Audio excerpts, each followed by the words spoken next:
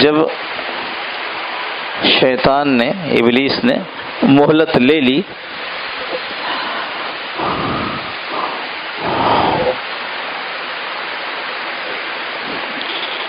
تو دربار سے، اللہ رب العزت کے دربار سے تو نکالا گیا، مہلت مل گئی لیکن دربار سے تو نکالا گیا۔ فَإِنَّ عَلَيْكَ لَعْنَتِي إِلَى يَوْمِ الدِّينِ،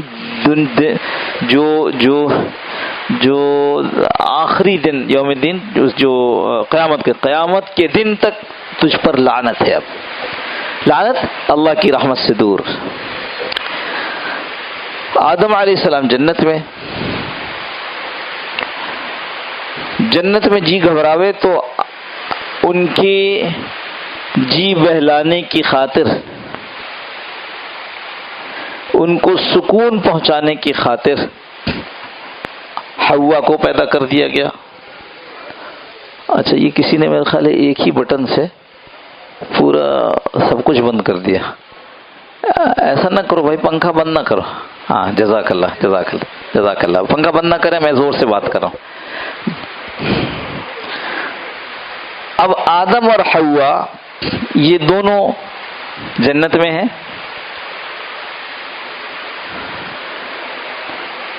تو تفصیل چونکہ ضروری نہیں تھی، اس لیے قرآن نے تفصیل نہیں دی ہے کہ یہ جنت میں کس طرح پہنچا، جنت میں کس طرح پہنچا۔ کسی نے کچھ روایت، کسی نے کوئی بات، کسی نے کوئی دلیل دی ہے، لیکن جو بات ہمارے کام کی تھی قرآن نے اس کو نقل کیا۔ فَوَسْوَسَ لَهُمَ الشَّيْطَانُ،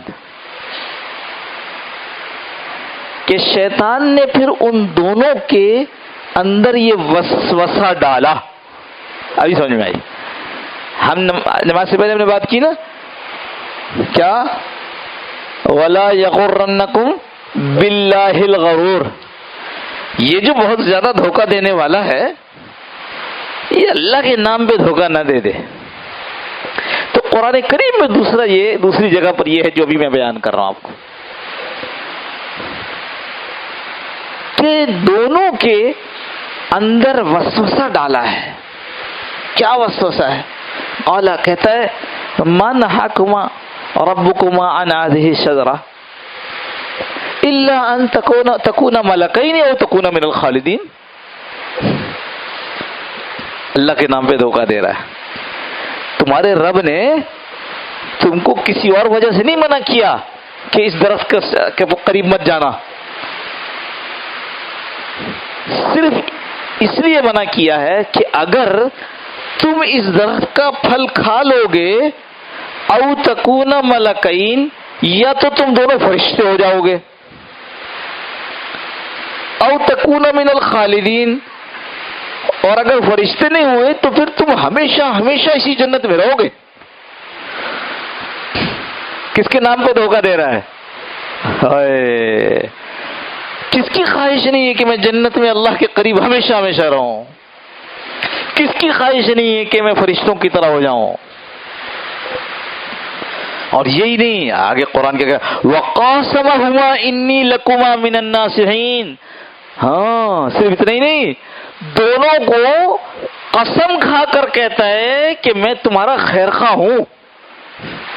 اب بتاؤ، میں نے آپ سے کہا نا، وہ لمحہ بھر کو بھی اپنے مشن سے غافل نہیں ہے۔ اس کا مشن کیا ہے؟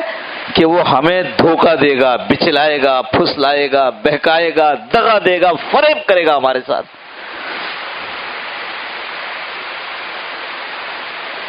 ہم ہر وقت بھول جاتے ہیں، ہم اپنے دشمن سے غافل ہیں، ہمارا دشمن ہم سے غافل نہیں ہے۔ وَقَاسَمَهُمَا إِنِّي لَكُمَا، اس سے آگے قسم کھا رہا ہے، تم دونوں کے سامنے قسم کھاتا ہے، انی لکما، میں تم دونوں کے لیے من الناصحین، تمہارے خیرخواہوں میں سے ہوں۔ فلما ذاق الشجرۃ، ہائے ہائے، پھر انہوں نے ذاق الشجرۃ، ذائقہ ہوتا ہے نا، چکھنا، اس درخت میں سے چکھ لیا۔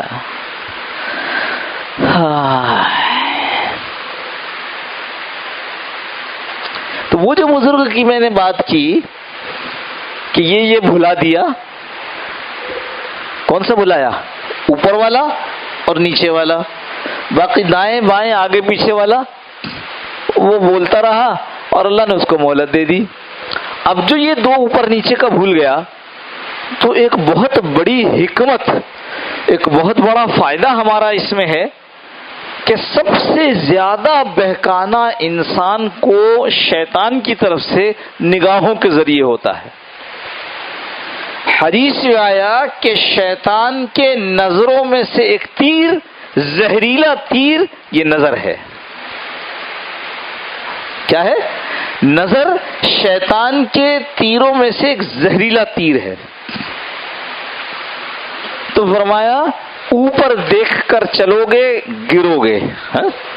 جا رہا ہے کہیں گرے گا، چل رہا ہے تو زمین پہ چل رہا ہے نا۔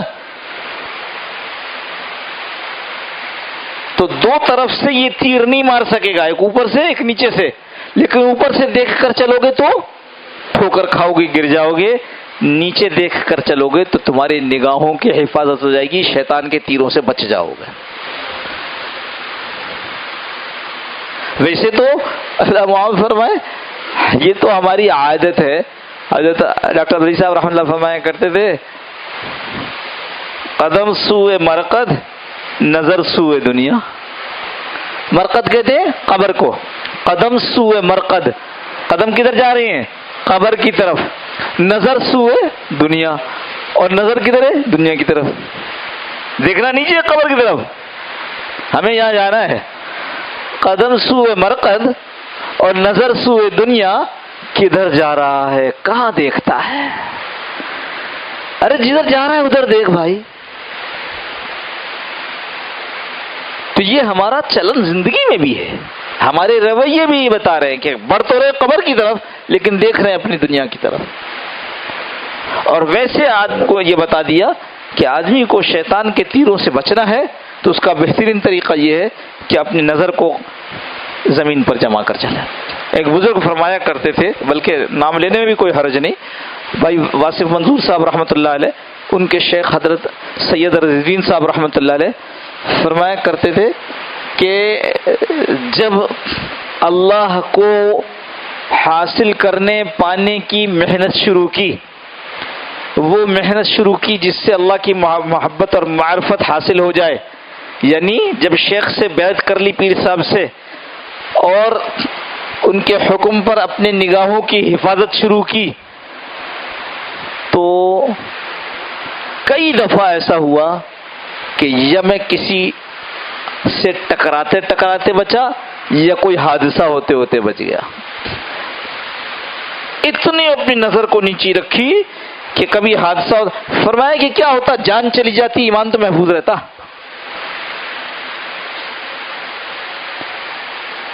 نگاہوں کی حفاظت معمولی بات نہیں ہے، بہت ضروری بات ہے۔ جو کچھ صبح فجر سے لے کر، فجر میں اٹھے فجر کی نماز پڑھی، تہجد میں اٹھے تہجد کی نماز پڑھی ہے، جو صبح سے لے کر رات تک نیک کام کیے، نماز، تلاوت، لوگوں کی خدمت، ذکر، روزہ، جو صبح سے شام تک کیا، شام کو جس وقت نامحرم کے سامنے بیٹھے، یعنی ٹی وی کے سامنے جس میں نامحرم عورتیں، جو کچھ کیا تھا اس سب کو ڈبا دیا۔ میں نے یہ قصہ پہلے سنایا لیکن آج صرف اس لیے سنا رہا ہوں کہ یاد آ رہا ہے کہ یہ اس سے متعلق یہ بات سمجھ میں آئے گی۔ حرم میں اعتکاف میں تھا، مدینہ منورہ میں، ایک صاحب اللہ کے ولی وہ ایک ساتھ تھے، پتہ نہیں تھا، بعد میں پتہ چلا کہ اللہ کے بڑے ولی تھے، یعنی اسی اعتکاف کے دوران میں ان کے حالات سے پتہ چلا کہ یہ تو بہت بڑا آدمی ہے بھائی۔ حج کے بعد تو واپس آ گیا، حج سے ذرا پہلے، یعنی رمضان میں اعتکاف میں تھے وہیں رکے، حج سے ذرا پہلے دوبارہ مسجد نبوی میں ملاقات ہو گئی۔ وہ اندر جا رہے تھے، میں باہر نکل رہا تھا، میں فوراً لپکا ان کی طرف، میں نے کہا السلام علیکم جناب، کیا حال ہے، کیسے ہیں؟ تو انہوں نے کہا الحمدللہ اچھا ہوں۔ پھر میرے چہرے کی طرف، پھر میری آنکھ کی طرف دیکھ کر کہنے لگے آپ کو کیا ہو گیا ہے؟ میری عمر اس وقت 21 سال تھی، نوجوان. میں نے کہا اپنی طرف دیکھا اور میں نے کہا کچھ بھی نہیں. تو انہوں نے مجھ سے پوچھا آپ نے ٹی وی تو نہیں دیکھ لیا تھا؟ مجھے یاد آیا کہ میں کسی جاننے والے سے ملنے کے لیے جدہ گیا تھا، تو ان کے گھر چھوٹا تھا، انہوں نے مجھے اپنے ڈرائنگ روم میں ٹھہرایا تھا، اس میں ٹی وی رکھا تھا. تو آئے ہیں لوگ، بیٹھے ہیں، باتیں ہو رہی ہیں. یہ بات کر رہا ہوں میں 1983 کی. ٹی وی پر کوئی بےہودگی نہیں ہوتی تھی، اور پھر وہ بھی سعودی عرب کا ٹی وی، لیکن بہرحال مستورات تو تھیں اس میں بھی. تو میں نے کہا ہاں یاد آتا ہے، میں 3 دن کے لیے وہاں ٹھہرا تھا، جس کمرے میں ٹھہرا تھا وہاں ٹی وی چلتا رہتا تھا.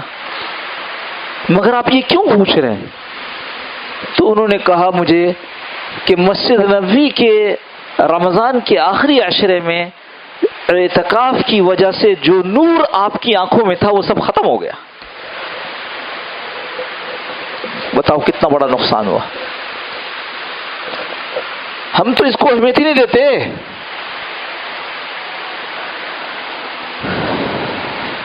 اللہ پاک ہم سب کو سارے گناہوں سے بچا لے. وہ جن کو ہم گناہ سمجھ رہے ہیں ان سے بھی، اور جن کو ہم گناہ نہیں سمجھ رہے مگر وہ گناہ ہے، اللہ معاف فرما دے. اور جو ہماری بدعمالیوں کی وجہ سے ہمارے اوپر نقصانات آ گئے، ہمارے روح پر، ہمارے جسم پر، اللہ اس نقصانات کی تلافی فرما دے.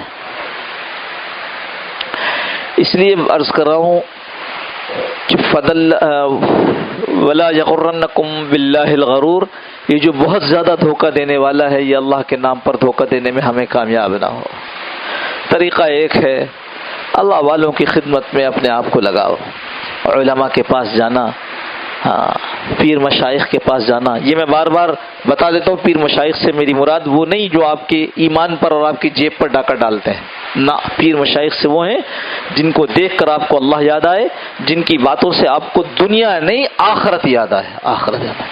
ہاں، یہی میں کسی دفتر میں بیٹھا ہوا تھا اور میں نے جمعے سے پہلے وہ اخبار دیکھا. اخبار میں کسی پیر صاحب کا تذکرہ تھا، تو میں نے جلدی سے اس کو کھولا. میں دلچسپی ہے مجھے، کچھ اوپر آنے میں وقت تھا تو میں پڑھتا رہا. تو اس میں پیر صاحب کی ساری تعریف میں لکھا ہوا تھا کہ فلانا آدمی جو کراچی میں ریڑھی چلاتا تھا، جب پیر صاحب کے ہاتھ پر بیعت کی تو آج بڑے بڑے کارخانوں کا مالک ہے. دوسرے کا بھی یہ بتایا کہ فلانا بڑا غریب تکسب پرست تھا، آج اس کراچی کا بہت بڑا بزنس مین ہے. ہم یہ نہیں کہہ رہے. اللہ والے وہ ہیں جن کو دیکھ کر ہمارے اعمال میں اضافہ ہو، جن کو دیکھ کر ہمیں آخرت یاد آئے، جن کی باتیں سنیں تو ہم اللہ کی طرف متوجہ ہوں.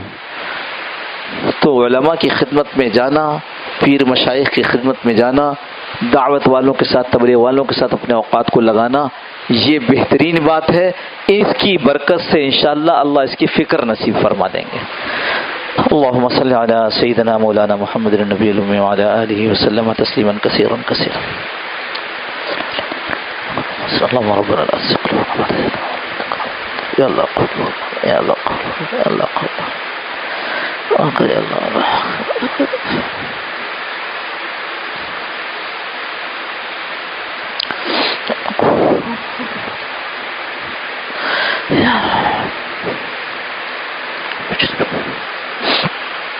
اللهم ربنا تقبل منا إنك أنت السميع العليم وتب علينا يا مولانا إنك أنت التواب الرحيم. وصلى الله تعالى على خير خلق محمد وعلى آله وصحبه برحمتك يا أرحم الراحمين. جزاكم الله خيرا. السلام عليكم ورحمة الله.